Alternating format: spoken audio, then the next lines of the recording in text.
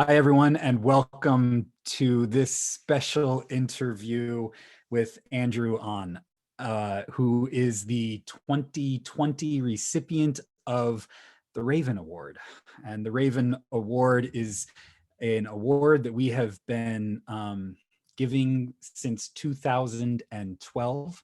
It's the Raven Award for Arts and Excellence, Arts and Entertainment. And is given to an artist whose work exemplifies the extraordinary capacity of the arts and entertainment to soften hearts and shift our thinking about ourselves, our relationships, and the things that make for peace. And it's hard to think of someone who exemplifies that in arts and entertainment more than director Andrew Ahn. Andrew has directed multiple movies. His latest one, for which we so wanted to give Andrew this award for, because it is everything that this award is about, is a movie called Driveways. Previously, Andrew directed Spa Nights. And so we encourage you to go check that out too. But Driveways is the big movie that we're going to talk about today. And so, Andrew, thank you so much for being here. It's a privilege and an honor to talk with you today. Yeah, no, thank you so much for having me. I'm so thrilled to be the recipient for this award, and very happy to be chatting with you all tonight.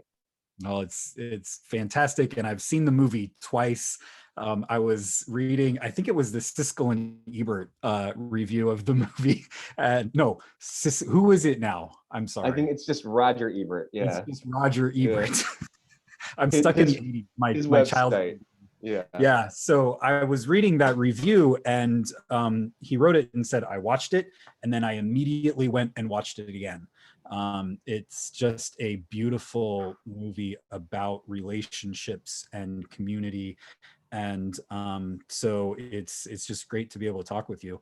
I we've got some people in the audience. People are trickling in, and so if you have any comments or questions for Andrew as we continue in this conversation, please feel free to put those in the comment section, and we will bring those in. So I guess like my first question that might open up for us is, I'm not exactly sure how it works, but I imagine that as a director, you get screenplays from folks, and you get to pick what you think would be a good movie or a good movie to direct for you.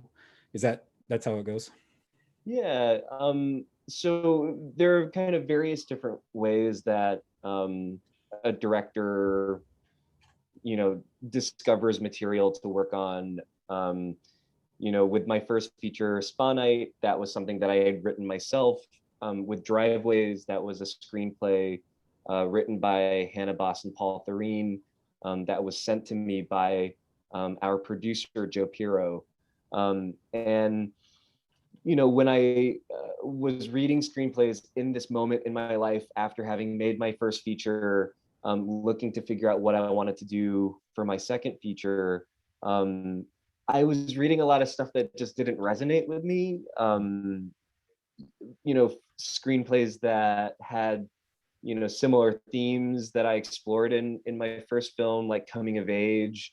But I think it's a really difficult thing to capture humanity, which was what I was looking for, and which was what Hannah and Paul did so beautifully in the play for Driveways. Something that I really interested in my storytelling, is to discover narratives where the drama isn't caused by a villain, but that the drama is caused by people who love each other too much. That the reason why there's conflict in this film is because not because of hatred, but because of love, and that for me makes it almost more heartbreaking and difficult to understand. And that was what was so compelling about Driveways for me, that there wasn't necessarily like a simple bad person, right? Uh, Even if the nosy neighbor Linda is like a little bit frustrating, like she's not like a villain. Really what causes the tension in the film is that Dell and Cody have created this really beautiful bond, this friendship that may not get to continue, and that for me just feels like real life. And so I felt so strongly about wanting to be a part of this story. I pitched to the producers, really let them know my personal connection to the material, how I felt like I could bring my perspective to the film, and I was very fortunate that they chose me. Mm. Is it more difficult to do a film that way? I mean, I would imagine that one of the basic ways to do a film is the easiest way might be to have the villain, have the scapegoat in the movie, and that's almost might be the go-to for movies. Is it harder to do it the way that you did it, or? I think that there is a different kind of challenge in making a film that has a narrative, kind of built on that foundation. I think a narrative that is more kind of good and evil, like focused, there is a simplicity to it. And I think that there are films like that that are like wonderful and super entertaining and interesting. But I think for me, it's harder for me to see those in my life, and uh, like I'd be hard pressed to say like who is like a personal villain of mine. I think there might be uh, villainous ideologies, maybe, I'm not sure, but I think for me, like I uh, I think that with filmmaking, with telling stories at this scale, knowing that this film would be distributed in theaters, in streaming platforms, on airplanes, that I wanted to like kind of meditate on kindness and love. I think that that's a really um, uh, undervalued, under-examined aspect of our humanity. Yeah, we've got some folks watching, and if you have comments or questions, you can feel free to put those in the chat section. Tim says, "No villainous people, only villainous ideologies." Beautiful. Yeah, I guess maybe the closest thing to a villain are those boys, those the neighbors' grandchildren, Yeah. boys. They play an interesting role in it as well. But before we get to them, the story is about a young Asian American boy primarily, does an amazing job in this film. Uh, and his relationship with Dell and his relationship with his mom. And there is a lot of loss in this story. And that's also part of the humanity of it, is how do these people go through loss? So Cody's mom, Kathy, this all comes about because her sister has died, and she was a hoarder, and she's having to go from Michigan to New York. Is that right? That's where Correct. it Yeah. takes place. And deal with her house and get rid of all of the stuff that she's accumulated over the years. And so she's dealing with the loss of her sister that she was never close to anyway. And can you talk a little bit about loss in this movie and Yeah. that aspect of it? It's it's I think what really grounds the film in like a shared experience that Kathy and Cody have lost this relative, Kathy's sister. That Dell, who lives next door, that he's lost his wife, Vera. There's something about the shared experience of, grieving that that everybody is going through.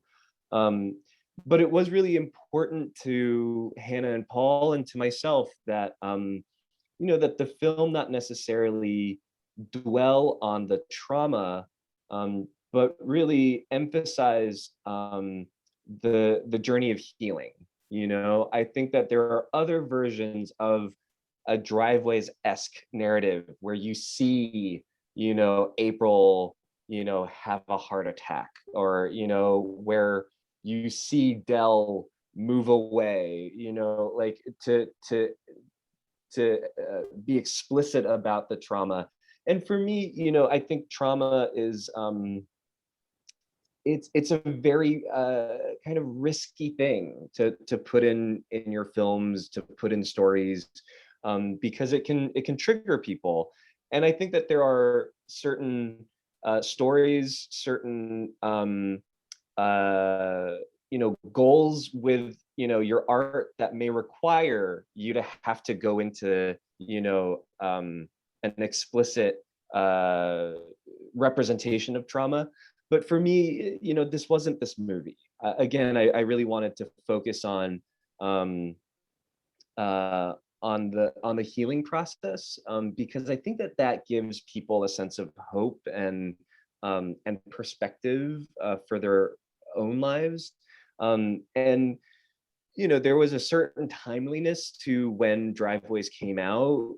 It was released during the pandemic, and I feel like the fact that we had that message of hope and connection really resonated with people when we were in the middle of something that was so difficult and just so hard. And so I think it's, for me, just something that it's a part of our journeys as human beings on this earth. This question of loss and having to understand that someone might not be there anymore, and it's something that I really wanted to explore in as human and in an honest way as possible. Healing is, as you say, in the midst of the pandemic, and as we're coming out of the pandemic, there's been a lot of harm, a lot of hurt, a lot of social isolation, which has been traumatic in and of itself. What in the movie, what might be some steps in the movie, I guess, that people take that we could learn from as we seek to heal from this pandemic? Yeah, it's so interesting to think about Driveways as like a parable of sorts. It's something that I didn't necessarily intend, but I think can be interpreted and used that way. And for me, there's something about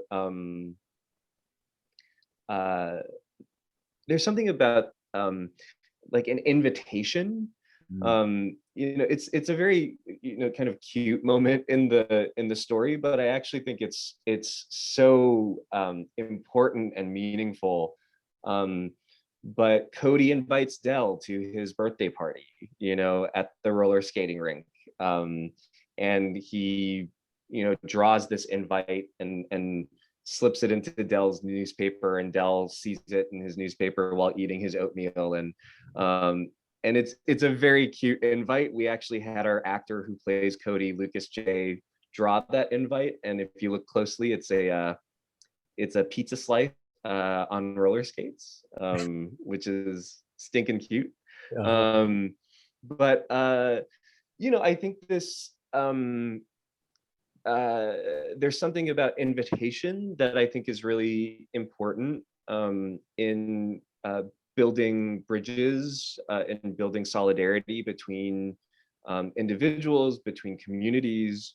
This was something that I saw, this past year between um, like Black community organizers and Asian American community organizers, understanding, that there's a common enemy in white supremacy, and understanding that together, we could do more as allies for each other. I think that there's a necessity to cross those boundaries that society has imposed on us. And so whether it's racial lines, generational lines, the physical boundary of a driveway, that building a relationship is I think so key in helping us not just live as individuals, but live as a community, as a society that feels so like mutually helpful to each other. There's a beautiful scene in that elongated when Dell is supposed to get a ride to the VFW. And before this, there's like a little bit of tension between Dell and Kathy, because Dell is talking to Cody and she's like, don't talk to my son, you're a stranger and stuff like that. But then she offers to take him to the VFW, and she opens up to him in this very vulnerable kind of moment about how her sister is dead and there's no electricity there. And then they go to the VFW and he gets back home, and like the next day he's got this power cord going over to her house with all of these power strips connected with it. It's this kind of crossing the driveway, crossing the divide, a beautiful moment in the film. Yeah, that was, there's something about sometimes when we are kind to each other, we're still kind of unsure about it, and I think that there is something really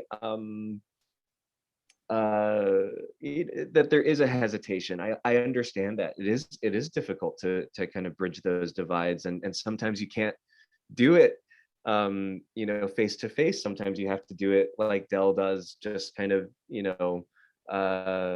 like early in the morning, stringing extension cords across a driveway, and then with Kathy,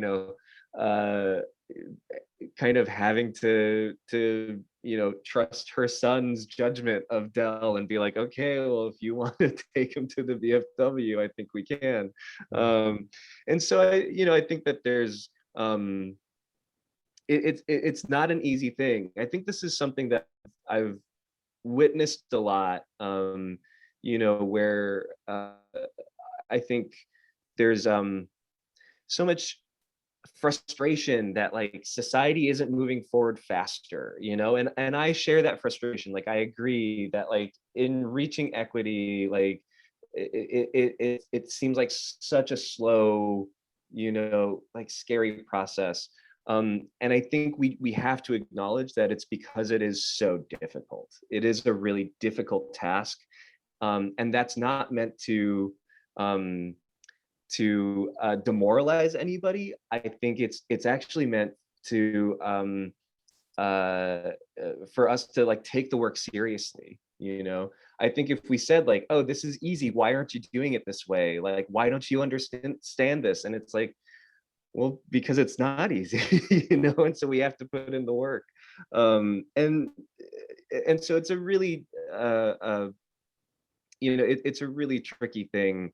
But I wanted to acknowledge that in some way, in driveways, that this isn't, it's not effortless, it's actually quite effortful, but that's what makes it meaningful. Well, that scene is a good example because Dell is trying to help Cody. Hmm. He's trying to get the water to work outside the house, and he's Yeah, like the other way.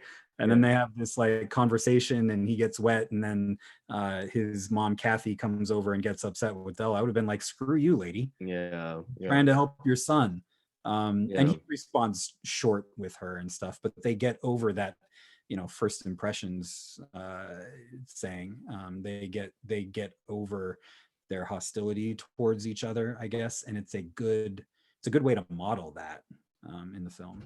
Hmm. Hmm. Definitely. I think that that's there is just a real yeah, just kind of in that moment, something that like we can extrapolate to just kind of how we interact with each other, how we try and help each other out in the real world.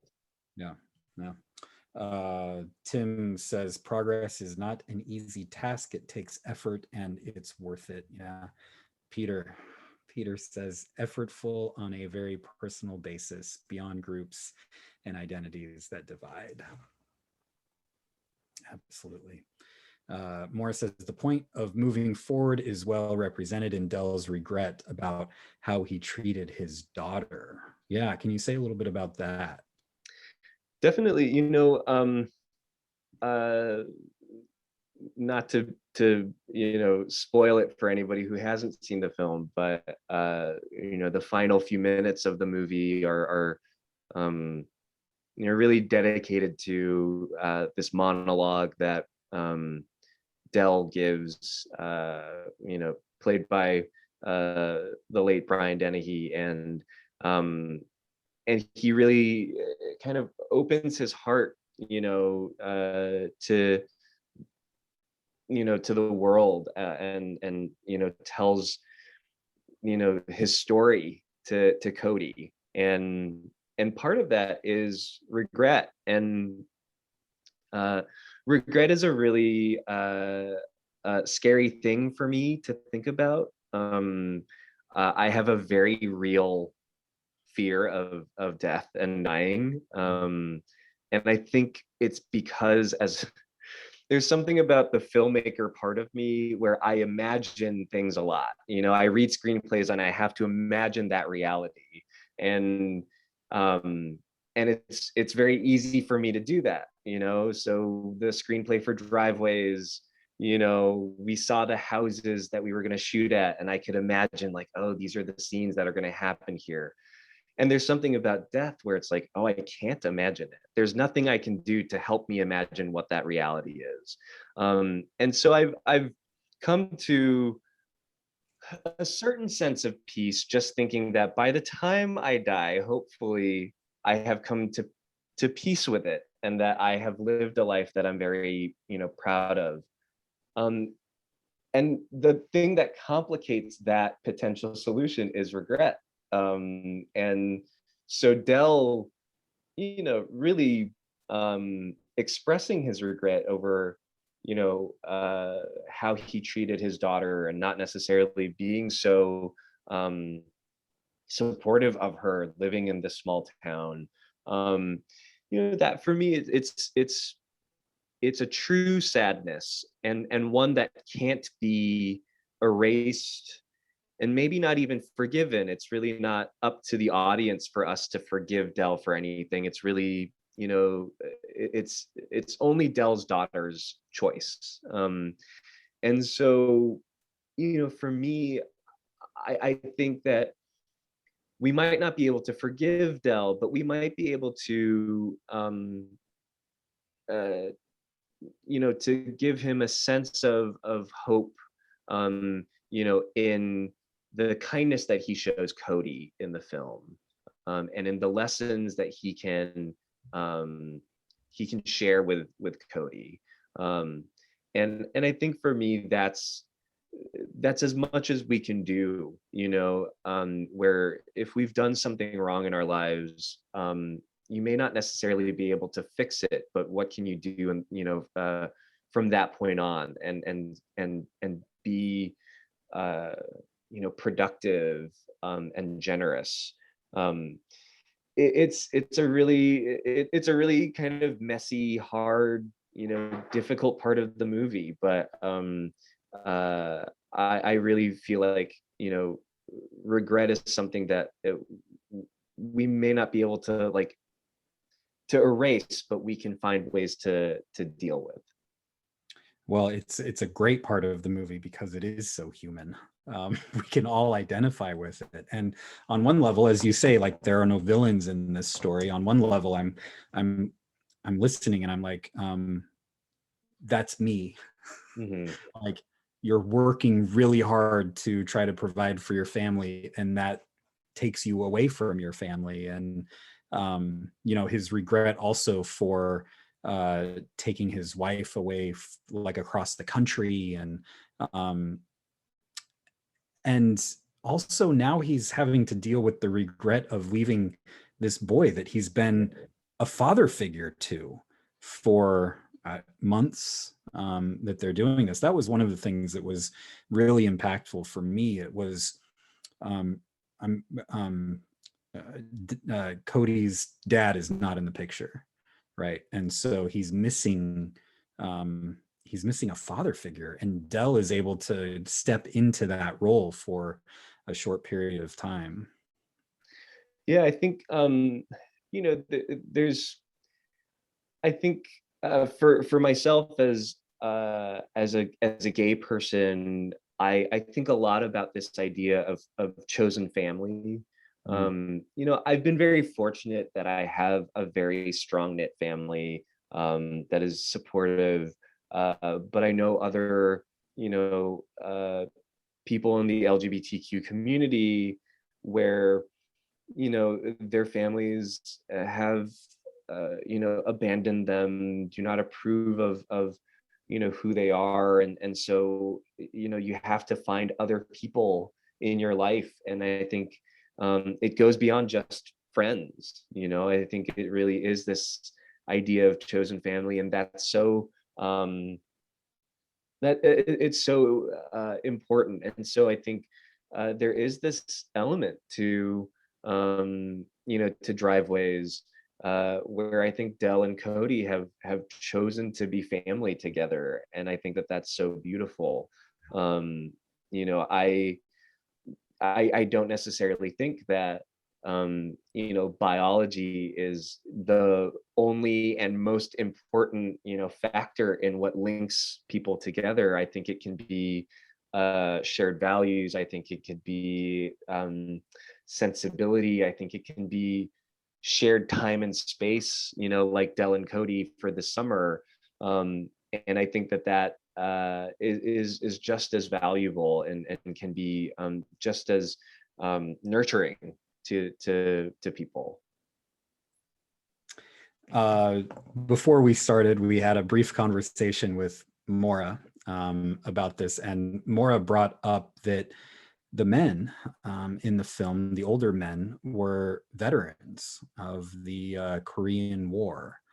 Um, it's an interesting dynamic, in the movie in that way.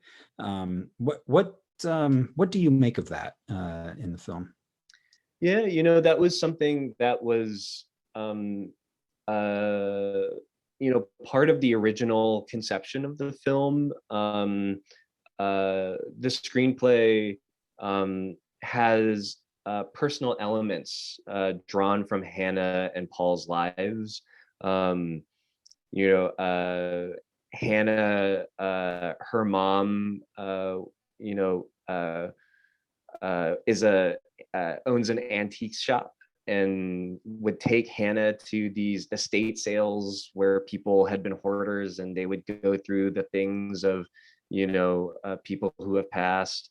Um, Paul's dad is a Korean War vet, and you know, Paul, has a nephew, and just seeing that interaction between, this child and this older man. Like, I think that dynamic, is part of the movie. The friendship between Dell and Cody. And so, because Paul's dad is a Korean War veteran, that was kind of there from the beginning. I came in as the director, and then made the choice to cast Asian American actors for Kathy and Cody, and so suddenly there's a little bit of a dynamic going on that's a wrinkle, a shade to the story that wasn't necessarily there before. Um, you know, I wanted to um, make Kathy and Cody Asian American, because it's a little selfish, but like, as an Asian American, I really want to tell more Asian American stories, and I want to work with Asian American actors. Um, and I saw how, Kathy and Cody feel like outsiders in this town, and so to externalize that in their ethnicity felt like something interesting to try. And I thought about that idea for a while, and I felt like it was something that could really work and add an interesting nuance to the story. I I ultimately wanted to be careful of tying too direct a comparison or relationship between Dell being a Korean War veteran and Kathy and Cody being Asian American, because I didn't want Dell's kindness to seem like he was trying to make up for something, that he had done, because I felt that that would be reductive and kind of ignoring Kathy and Cody's individuality. And so I was very careful not to explicitly go there. I didn't want Dell to ever say, "Hey, I'm being nice to you because I have regrets about what I did during the Korean War," because it would just be, again, kind of what I said earlier, where it's like, I don't think like I don't think it's my place to like forgive someone, in that instance.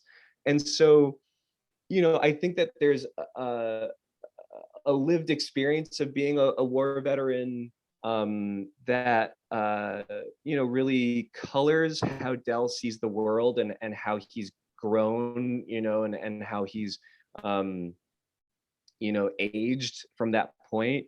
Um, and and then I think it's this thing where he ultimately helps Kathy and Cody and befriends Cody because of a true kind of humanity, and that for me always had to be uh the first reason. The humanity of it, when the empathizing that Dell does. I can't, one of these situations where he does talk about his Korean War experience is after I mentioned earlier that Cody has this moment where he throws up in this very intense situation with a couple of other boys, and this beautiful moment where Dell says, "Well, I've thrown up too when I was on the boat and I was working the latrines and I had to deal with the throw up of everybody else." It's one of my favorite scenes. Yeah. I love how wholesome it is for a scene where throw up is mentioned so many times. Uh-huh. Um, I I think exactly the case, right? That that there's something about like shared experience about throwing up, right? That these two people can connect, about. And and the story that Dell tells isn't necessarily like a political story. It's a real, it's a very small human experience that he had, right? And And I think something that he knew that could help Cody feel safer. um that scene, it's so interesting. As soon as you see them eating their peanut butter and jelly sandwiches, that like, oh, they're going to be fast friends. And Uh-huh. it's a really fun sequence for me. I really love also after that when they read National Geographics together. I think it really shows like how quickly two people can find common ground. That's awesome. We're about coming to the end, so if you all have any comments or questions you want to throw in here, feel free to do that. I wanted to ask a little bit about the behind the scenes, any stories within the actors, the producer, the director. This was Brian Dennehy's last film. Um, any experiences with him? Yeah. Brian was uh just such a kind of generous spirit on set. He was 79 years old. It was really hot and humid. We were shooting up in the Hudson Valley in New York, um, and I was just like so thankful that he wanted to be there. But not only did he, you know, show up to set, but he really poured himself, into the process. There's a scene where Dell has to tell Cody that he's moving to Seattle at the end of the summer, and we filmed Brian's uh, part of the scene first, and then we filmed Lucas's side of the scene next. And then the scene was really beautiful. I was happy we were going to move on, and Brian came up to me and he said, "Hey, Lucas was so good. He was just really inspiring. I have some ideas. Like, I'd love to film, some of my shots again." And to hear that Brian was like so humble that he was, would admit that he was inspired by his 11-year-old co-star, and that he didn't just want to like go back to this air conditioned room where he can relax and chill, that he wanted to work, was just so inspiring and so generous of him. I've said it before, where it's like, I hope that I'm that motivated and that passionate about what I'm doing when I'm his age. um, there was something about the overall spirit of making Driveways, where we wanted to kind of mirror the kindness of the story, like in our approach to making it. And I think that really, I think that it's something that I want to carry through, with future productions, because I think there's something about that generosity that I think is, it just allows us to do the best work. Mm. Um, and and I can give another example, another kind of fun behind the scenes um, story, where uh, Lucas, our actor who plays Cody, we didn't want him to memorize the whole script. In working with him, I could observe that his performance always felt just that extra little bit fresher, more nuanced, if he didn't over prepare, which is something that I think a lot of young actors do, because they're so nervous that they like memorize the lines over and over again. And I just wanted Lucas to feel,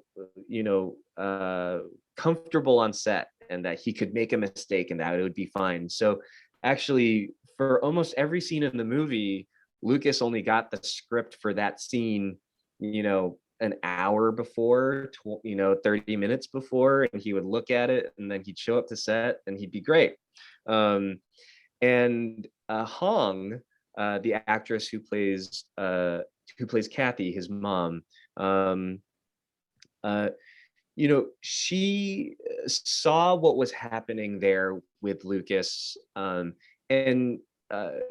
kind of uh in like a show of like solidarity, like she kind of started to do that too, where she like didn't want to over prepare, and she wanted to keep that freshness, and so she would mess up a line, but that's okay because we're filming, we can film it again. And it created this atmosphere where everybody felt like, oh, like we're on the same page. And so there's something about the process of just being present and understanding how other people are working and adjusting and adapting, and again being generous with each other, that I think it allows just this kind of special quality in the film to feel like it has like a real heart to it. Um, and so I think that was the best thing about kind of the making of Driveways, was that it was just such a generous process. For me, I think that the making of the film was as meaningful to me as the finished project. Peter says, perhaps on the spot kindness can be contagious. I think that's a great way to put it. Tim says, was working on a sermon and asking, is God a master of improvisation? A director who guides gently, a dictator who enforces every detail. It's an interesting question, and I'll say that filmmakers, there are like very different styles of directing, and some of them are very exacting and want something very precisely what they imagined in their mind, and there are other filmmakers who really love the kind of exploration and kind of allowing actors to discover things. So it's I think it's a question that can be asked of many different disciplines and situations. um, I see there's a question about Christine Ebersol, and I'll very quickly say, such a delight to work with. One of my favorite movies is Amadeus, and Christine has such a fun, memorable role in that movie. Um, my favorite story about Christine is that in hair and makeup, she would dial home and FaceTime with her birds. And so she would sing to her birds, and her birds would sing back to her, and it was just like the most like beautiful kind of endearing thing, just like the love of your pets, your animals. Christine definitely loved her birds. That's amazing. Lindsay says, everyone came across so genuinely and naturally. All of the emotions felt real, and the growth of friendships and transition from strangeness to trust all felt so natural and real. I wanted to ask you, like, one of the like you talked about Brian Dennehy and how you want to be like him, and this gets to Peter's comment, perhaps on the spot kindness can be contagious. And I think that's really what one of my takeaways from Driveways was, especially like as I was watching it and watching these 80-year-old plus men as they are navigating their relationship with one another and going through early phases of maybe dementia or Alzheimer's or something, and how they are so gentle with one another. I was like, if I make it to 80, I want to be like these guys in this movie. Yeah, I had a lot of fun with those guys. Jerry Adler, who plays Roger, who's Dell's friend. I think actually when we were filming, he was 89. He was like nearing 90, and and memorize those words, you know, for the poem that he recites at the VFW. Um, you know, I think for me, what uh, that element of the story that Hannah and Paul crafted, you know, the VFW, I think it's really about finding community, you know, that you have a place where you can go, where you have people to be you know, responsible for, you know, that you care about, that you're invested in their lives. um and so I really, you know, I you know, whether it's a VFW or a roller rink or, you know, any other space, there is something about gathering spaces that I think um are so important, because especially I think as people get older, there is this danger um of isolation, of isolating. And so, you know, I think, again, you know, to kind of take it full circle, like this, it's this question of the invite, you know, as a part of our lives. Like, how can we um, reach out? How can we invite each other to, you know, to kind of pull ourselves out from what can often be a very, uh, you know, scary, lonely existence. Lindsay says, I love the inclusion of the excerpt from Thanatopsis. It reminded me of when I memorized in 11th grade. I loved it too. Really touched my heart to think of the veteran having memorized it as a boy and remembering it as an old man, especially my grandfather when he lived to be 102, and he had Alzheimer's and forgot almost everything except for uh he was a Lutheran pastor, except for the Lord's Prayer, and he would just like repeat it. It was almost in Norwegian. It was the one thing that he could always go back to. And so I was reminded of my 102-year-old dad when he was doing the Thanatopsis. Am I saying that right? Yeah, I think so. Yeah, Thanatopsis. That moment in the screenplay is actually another moment drawn from our writers' lives. It was something that actually had happened, um, you know, to Paul, an older relative of his, just suddenly remembered this poem, and there was just a silence afterwards where they all knew that they were witnessing something, you know, so beautiful, but also something that felt really tragic. And so, you know, I remember when I first met Hannah and Paul in person, they told me that this was their favorite thing that they had ever written together, and also the most personal thing, and that both excited and also terrified me because I really wanted to do it justice.